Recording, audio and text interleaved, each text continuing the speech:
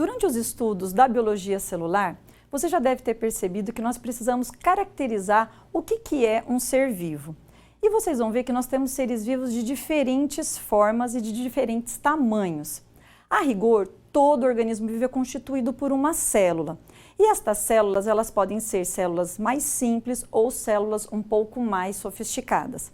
Aquelas células que são chamadas de células mais simples são chamadas de procarióticas. O que é isso? São células de bactérias, por exemplo, que apresentam uma membrana plasmática e dentro dessa membrana plasmática tem um citoplasma com enzimas, ribossomos, proteínas e uma parte do material genético. A grande característica é que o material genético nessas células, que são chamadas de procariótica, ele encontra-se disperso no citoplasma. Já as células que são chamadas de eucarióticas são células um pouco mais complexas em função da sua organização. São células que apresentam uma membrana plasmática, que apresentam organelas, que apresentam dentro do material genético revestido pelo que nós chamamos de carioteca. Daí vem o nome eucarioto, apresenta uma carioteca verdadeira. O procarioto, que nós conversamos, ele não apresenta uma membrana que reveste o material genético. Bem, mas para ser considerado um ser vivo, como que nós podemos caracterizá-lo? Um ser vivo, chamado realmente de ser vivo, ele tem que ter 3 características principais. Ele tem que ser capaz de regular o seu crescimento, ter um metabolismo e ser capaz de se reproduzir. Vamos entender o que são essas 3 características. Ter um metabolismo significa dizer que o organismo é capaz de transformar uma substância em outra para a obtenção de energia. Para isso, ele tem uma fonte de carbono e precisa de uma fonte de energia. Por exemplo, as plantas.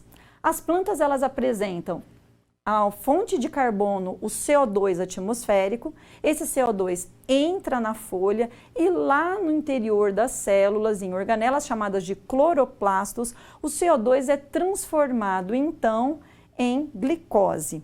Essa transformação é chamada de fotossíntese.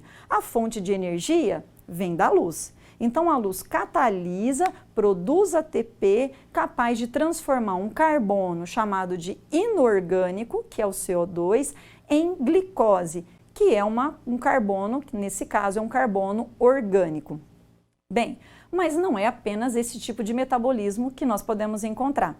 Nós temos alguns outros organismos, como é o nosso caso, por exemplo, que utiliza como fonte de carbono um material orgânico, que é o caso da glicose. Então, nós temos o alimento, que é a fonte de carbono, mas que também é a fonte para obtenção de energia. Então, nós quebramos organismos que fazem a respiração, quebram essas moléculas orgânicas e a partir dessa quebra eu tenho a liberação de energia e essa energia é utilizada para produzir novas substâncias. Vejam que nós estamos falando de quebra e de construção de moléculas. Quando nós quebramos, nós estamos falando de processos que são chamados de catabolismo e quando nós estamos construindo novas substâncias, novas proteínas, é um processo chamado de anabolismo. Dentro do metabolismo, o catabolismo libera energia e o anabolismo absorve energia. E, em geral, essa energia, utiliza-se o ATP, que é a fonte mais pronta disponível para as células para obtenção de energia. Bem, estamos falando então de processos que são chamados de metabolismo, que definem um ser vivo. Mas será que só tem a fotossíntese e a respiração? De forma alguma. Nós também temos processos chamados de quimiossíntese. São bactérias, exemplos de bactérias, por exemplo, que são quimiosintéticas. Elas utilizam nutrientes inorgânicos para produzir componentes orgânicos. São organismos extremamente simples, normalmente são chamadas de arqueobactérias e são aquelas que também, acredita-se que tem a sua origem lá naquela atmosfera primitiva, onde as condições do planeta eram condições extremas. Por isso que elas são encontradas em fendas abissais a mais de 5.000 metros de profundidade, no interior de vulcões, onde eu tenho, por exemplo, liberação de enxofre, em fossas termais, ou então em vulcões, ou em condições extremas de pH. Por isso que muitas dessas árqueas são também chamadas de extremófilas. Bem, voltando então para mais uma característica de um ser vivo. O ser vivo, então, tem que ter um metabolismo, tem que regular o seu crescimento. O que é regular o seu crescimento? Significa dizer que ele vai ter um tamanho definido a partir das suas características genéticas, a partir da própria espécie, que faz com que ele regule o seu tamanho no número de células e também no tamanho espacial. Vamos ter como exemplo a espécie humana. Nós podemos ter no máximo um organismo da espécie humana com 2,20 metros de altura. Nós não vamos encontrar um organismo da espécie humana com 10, 15 metros de altura. Isso significa regular o crescimento. Algumas células não são capazes de regular o seu crescimento. Já imaginam de qual nós estamos falando? São as células cancerígenas. As células cancerígenas não conseguem ter o reconhecimento do número de divisões do espaço que ela ocupa. Por isso que elas dividem-se continuamente e acabam se proliferando, alcançando diferentes órgãos no organismo. Então, a célula cancerígena perde essa capacidade de regular o seu crescimento através do número de divisões celulares. E a outra característica é, então, a reprodução. A reprodução é o que define a espécie, é o que mantém a espécie. Então, passar os genes para uma próxima descendência é uma característica básica de um organismo vivo, senão eu não consigo ter os seus genes ou a perpetuação da espécie. Mas é fácil definir um ser vivo quando nós pensamos numa planta, quando nós pensamos num animal, quando nós pensamos em algum fungo, algo que seja visível e palpável.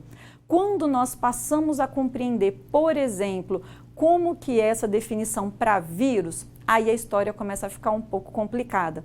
E, inclusive, divide muito a opinião de alguns pesquisadores, porque muitos pesquisadores não consideram os vírus como seres vivos. Vamos entender o que é o vírus. O vírus é uma partícula de proteína, uma cápsula proteica, e lá no interior dela tem um trechinho de material genético. Pode ser um DNA, pode ser um RNA. Em geral, quando tem o RNA, tem uma enzima chamada de transcriptase reversa. A transcriptase reversa, como é o caso no vírus da AIDS, ela está presente nesses que são chamados de retrovírus. Bom, se ela não consegue se reproduzir, não tem mais nenhuma outra organela, então ela não pode ser considerada um organismo vivo, porque ela só pode ter um metabolismo, só pode se reproduzir e só pode regular o seu crescimento quando ela está parasitando uma célula hospedeira. Daí uma certa confusão e alguns cientistas não concordam que os vírus sejam considerados seres vivos.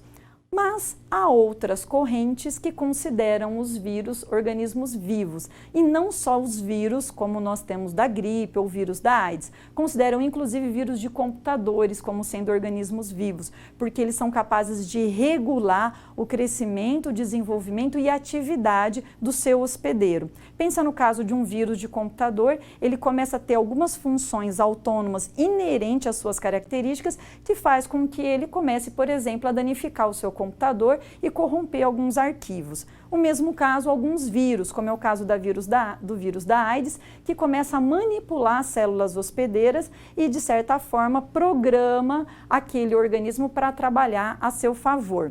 Vírus são partículas extremamente pequenas, de cerca de 100 nanômetros. Eles só foram possíveis serem observados a partir da microscopia eletrônica. Até então se conheciam os seus efeitos, mas não sabiam-se muito bem quais as suas características.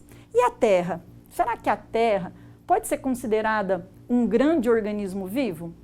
Saindo do micro, indo para o macroscópico. Observando a Terra, nós temos 70% de água na sua superfície, que é uma água salgada, salina, muito parecida com a dos organismos vivos. Isso levou, em 1972, um pesquisador chamado James Lovelock a criar a hipótese chamada de hipótese Gaia.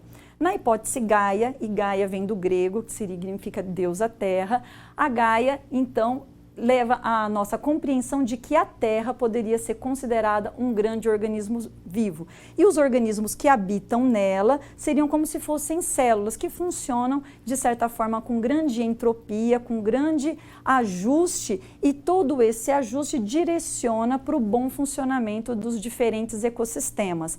É uma abordagem diferente, é uma abordagem interessante, mas vale a pena, então, vocês saberem desse assunto.